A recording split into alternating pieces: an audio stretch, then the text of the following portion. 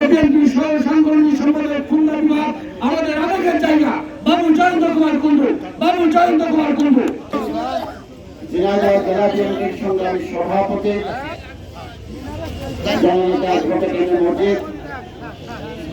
সম্মানিত সাধারণ, আমরা খুনি হাসিনা মুক্ত পরিবেশে বিজয় উদযাপন করতে পারছি।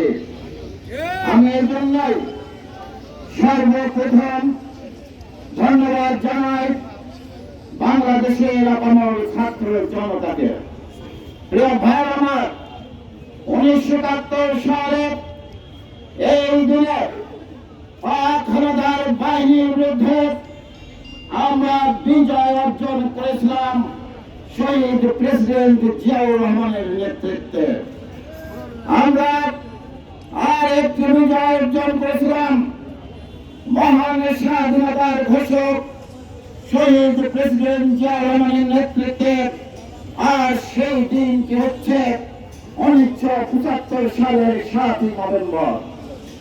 আমরা 1990 সালের 6 ডিসেম্বর দেশ নেত্রী বেগম খালেদা জিয়ার নেতৃত্বে স্বৈরাচার এরশাদকে পরাজিত করে একটি বিজয় অর্জন করেছিলাম। আর এবার তারেক রহমানের নেতৃত্বে আমরা বিজয় অর্জন করেছি। আজকের এই দিনে দাঁড়িয়ে বলতে চাই, তার নির্দেশ মোতাবেক 31 দফা সংস্কার বাস্তবায়নের জন্য আমাদের নেতা কর্মীদের সদা তৎপর থাকতে হবে। এই আহ্বান জানিয়ে এই জেলা বিএনপির সকলকে এত সুন্দর এত বড় বর্ণাঢ্য র্যালি করবার জন্য আবারও জেলা বিএনপি অঙ্গ এবং সহযোগী সংগঠনের নেতৃবৃন্দকে আন্তরিক ধন্যবাদ জ্ঞাপন করে আমার বক্তব্য শেষ করছি। ধন্যবাদ।